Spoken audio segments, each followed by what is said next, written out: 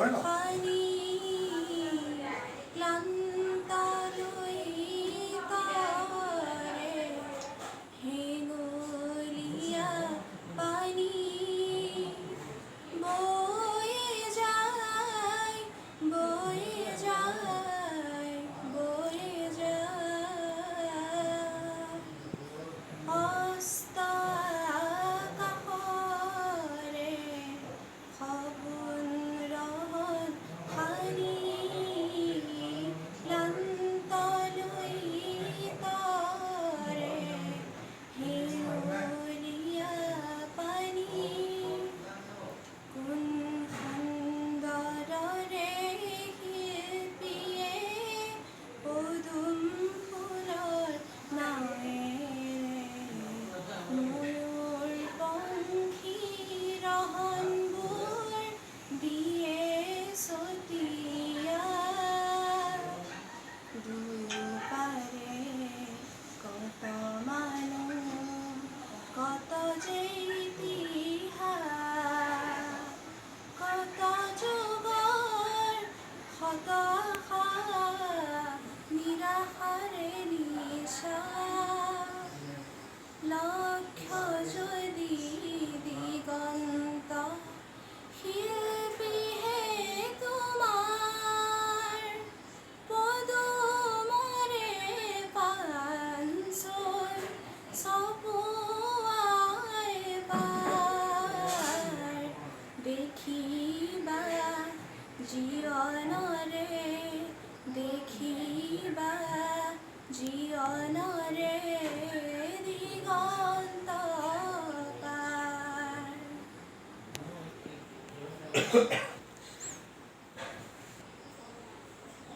এই যে তুমি গীতটো কলি এটা পৰিৱেশন কৰিলা, বৰ সুন্দৰ গীত। তুমি সংগীত চৰ্চা কেতিয়াৰ পৰা কৰি আছা? সংগীত চৰ্চা মই একেবাৰে সৰুৰ পৰাই দেউতাই মোক শিকাইছে। দেউতাই বিভিন্ন বৰগীতসমূহ মোক শিকাই থাকে। সৰুৰ পৰা শিকিছোঁ যদিও মই 4-5 বছৰমানৰ পৰাহে আনুষ্ঠানিকভাৱে শিকিছোঁ। আৰু মই মণিকাঞ্চন কলা নিকেতনত শিকিছোঁ। তথাপিও মোৰ প্ৰথম মিউজিকৰ গুৰু হৈছে মিতালী দাস বাইদেউ। মই মিতালী বা বুলি মাতোঁ। তেওঁ মোক সৰুৰ পৰাই সাৰেগামাপা আৰু বিভিন্ন গীতসমূহ হাৰমনিয়ামত বজাবলৈ শিকাইছে, লগতে গাবলৈও সৰুৰ পৰাই শিকাইছে। তাৰপিছত মই মণিকাঞ্চন কলা নিকেতনলৈ গ'লোঁ। তাত প্ৰশান্ত বৰা ছাৰে মোক ভকেলত শিক্ষা দিলে। মই এবছৰ ভকেল কমপ্লিট কৰিছোঁ, ৰিমিউজ কৰিছোঁ। তেনেকৈয়ে সৰুৰ পৰাই গাইছোঁ আৰু এটা দুটাকৈ। বৰ সুন্দৰ কথা। তুমি সৰুৰ পৰাই সংস্কৃতি দিশৰ চৰ্চা চলাই আহিছা আৰু বৰ্তমান সময়ত তোমাৰ এতিয়া লকডাউনৰ সময়ত তুমি বিভিন্ন গীত মাত পৰিৱেশন কৰি ঘৰতে এটা চৰ্চা অব্যাহত ৰাখিছা। আমি শুভেচ্ছা জনাইছোঁ। আৰু তুমি এতিয়ালৈকে সংগীতৰ ক্ষেত্ৰত কিমানখিনি আগুৱাই গৈছা? মই 8 বছৰৰ পৰা মণিকাঞ্চলত শিক্ষা ল'লোঁ। তাৰ পৰা মই এইবছৰ ভকেলত আৰু বৰগীতত দিশাৰদ কৰিলোঁ। আৰু দিশাৰদ কৰাৰ পিছত মই বহুতখিনি শিকিব পাৰিলোঁ তেওঁলোকৰ পৰা। বহুতখিনি কথাই মোক আয়ত্ব কৰালে। বৰগীতেই হওক বা ভকেলৰ বিভিন্ন ৰাগসমূহেই হওক, বহুতখিনি শিকিলোঁ। আৰু মই এতিয়া ভায়লিন শিকি আছোঁ। ভায়লিন মোৰ শিকা 2 বছৰ হৈছে। এই 2 বছৰ মই এতিয়া ভায়লিন শিকিছোঁ। সেয়াই, আৰু সৰুৰ পৰাই হাৰমনিয়াম শিকিছোঁ। তুমি একাডেমিক ছাইডত এতিয়া কিমানখিনি আগুৱাই গ'লা? মই এইবাৰ 10ম শ্ৰেণীত 10ম মানত পঢ়ি আছোঁ। কোন স্কুলত? মই শংকৰদেৱ শিশু বিদ্যা নিকেতন নাৰায়ণপুৰৰ ছাত্ৰী। তাৰ পৰাই অংকুৰ শ্ৰেণীৰ পৰা শিক্ষা লৈ আছোঁ। এতিয়া স্কুলবিলাকতো বন্ধ আছে লকডাউনৰ কাৰণে, যোৱা বছৰো বন্ধ থাকিল। তুমি এই সময়বিলাক কেনেধৰণে পাৰ কৰিছা? যোৱা বছৰতো 9ত থাকোঁতেও বহুতখিনি আমাৰ ক্ষতি হৈছিলে। সকলো ছাত্ৰ ছাত্ৰীয়ে হৈছিলে, বিশেষকৈ 9 আৰু 10ৰ। 9ত থাকোঁতে বহুতখিনি অসুবিধা পালোঁ। কাৰণ অনলাইন ক্লাছ যেতিয়া হয়, সকলোৰে ঘৰত মোবাইল নাথাকে, ডাঙৰ মোবাইল নাথাকে বা নেটো নাপায়। বহুতখিনি প্ৰব্লেম হয়। আৰু এই বছৰো তেনেকৈ অনলাইন ক্লাছ হৈ আছে। তথাপিও সিমানখিনি স্কুলত যেনেদৰে আমি সন্মুখে সন্মুখে থাকি শিক্ষা লওঁ সিমানখিনিতো হ'ব পৰা নাই। সেইবাবে এইবছৰো ক্ষতি হৈছে। তাকে চাওঁ, দেশৰ এই মহামাৰীটো সোনকালে ভাল হ'বলৈ প্ৰাৰ্থনা কৰিম ভগৱানৰ ওচৰত। তুমি ঘৰত যে সংস্কৃতৰ চৰ্চা এটা চলাই আছা এগৰাকী সংগীত শিল্পী হিচাপে, এই মুহূৰ্তত তোমাক যদি এটা গান গাবলৈ কওঁ, তুমি এটা গানৰ কলি আওৰাই দিয়া যিটো তোমাৰ ভাল লাগে, কোনটো গাবা?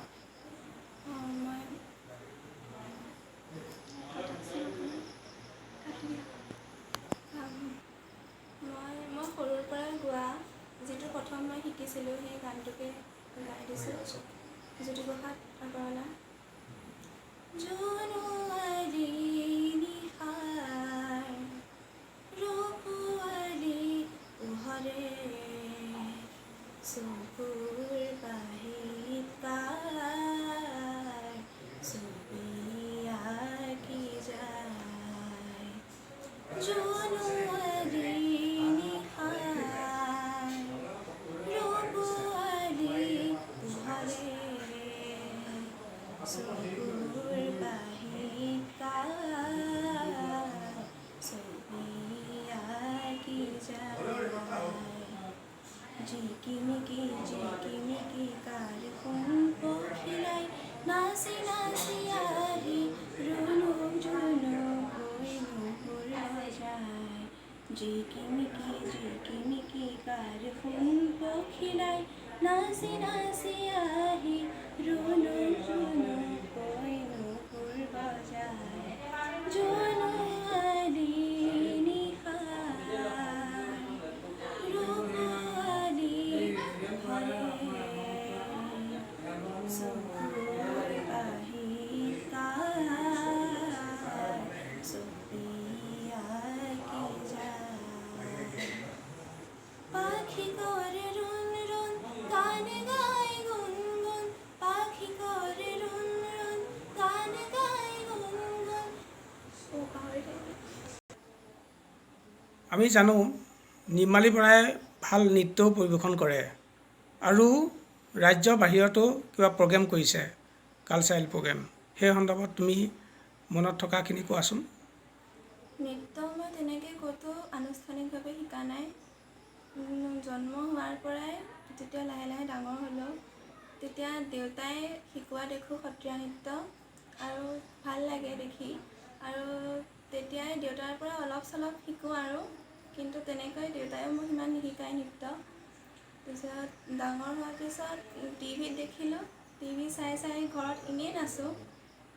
তেনেকৈ দেউতাক দেখি দেউতাৰ পৰা অলপ শিকি আৰু টিভিত দেখি মই তেনেকৈ অলপ চলপ নৃত্য কৰোঁ আৰু মই 4 বছৰমানৰ আগত দিল্লীত এটা অনুষ্ঠান কৰিছিলোঁ, অৰুণোদয়ে আয়োজন কৰিছিলে। তাতে বড়ো নাচিছিলোঁ, ভোৰতাল নৃত্যত মই নচা নাছিলোঁ, মই গীত গাইছিলোঁ, তাৰপিছত বিহু নাচিছিলোঁ। এই 3টা নাচ মই প্ৰদৰ্শন কৰিছিলোঁ। এয়া আছিল আমাৰ নিৰ্মালী বৰা, এগৰাকী সংগীত শিল্পী, কণ্ঠশিল্পী। এওঁ বৰগীতত ইতিমধ্যে বিশাৰদ উপাধি লাভ কৰিছে। এই নিৰ্মালী বৰাৰ ভৱিষ্যতৰ বিষয়ে জানো আহক। নিৰ্মালী, তোমাৰ এই যাত্ৰাৰ প্ৰতি আমাৰ সদায় সঁহাৰি থাকিব, ৰাইজৰ আশীৰ্বাদ থাকিব। তুমি ভৱিষ্যত পৰিকল্পনা সম্পৰ্কে তোমাৰ কেনেকুৱা ধৰণৰ পৰিকল্পনা আছে তুমি অকণমান জনাবা। ভৱিষ্যতে এতিয়াতো মই ক্লাছ 10ত আৰু এতিয়াৰ পৰা ভালকৈ পঢ়া শুনা কৰিব লাগিব। আৰু শিক্ষাৰ ক্ষেত্ৰত মোৰ ভৱিষ্যতে এগৰাকী সুচিকিৎসক হোৱাৰ আশা আছে, আৰু সেইমতে দেউতাই মোক সকলো সুবিধাও দিছে আৰু মই সদায় চেষ্টা কৰিম। আৰু লগতে সাংস্কৃতিক জগততো অলপ কিবা কৰিব পৰাৰ আশা আছে, কাৰণ বহুত দেখিছোঁ মই আমাৰ ওচৰে পাঁজৰে বা বিভিন্ন ঠাইৰ ছাত্ৰ ছাত্ৰীসকলক দেখিছোঁ, তেওঁলোক বহুত প্ৰতিভাশীল আৰু তেওঁলোকক দেখিয়ে মোৰ অনুভৱ হয়। আৰু সৰুৰ পৰাই এই গান নাচৰ বাহিৰেও মই এটা মোৰ মনত বহুত এটা আশা আছিল অভিনয় কৰাৰ ওপৰত আৰু টিভি চোৱাৰ পৰাই মই সদায় মানে মোৰ নিজৰ টিভিত ওলাব মন যায় অভিনয় কৰি আৰু মই চাওঁ যদি অভিনয়টো ভৱিষ্যতে কেতিয়াবা কৰিব পাৰাৰ আশা কৰিছোঁ আৰু লগতে গীতটো মই গাই যাম শিকিবলৈ এতিয়া আৰম্ভণিহে শিকিবলৈ বহুত আছে আৰু চাওঁ কি হয় সেয়াই এয়া নিৰ্মালী বৰা আছিল। নিৰ্মালী বৰাই তেওঁ মনৰ অনুভৱ ব্যক্ত কৰিলে। আমি আশীৰ্বাদ কৰিছোঁ আৰু আপোনালোকেও আশীৰ্বাদ কৰিব। ভিডিঅ'টো ভাল পালে আপোনালোকে কমেণ্ট কৰিব আৰু শ্বেয়াৰ কৰিব। ধন্যবাদ।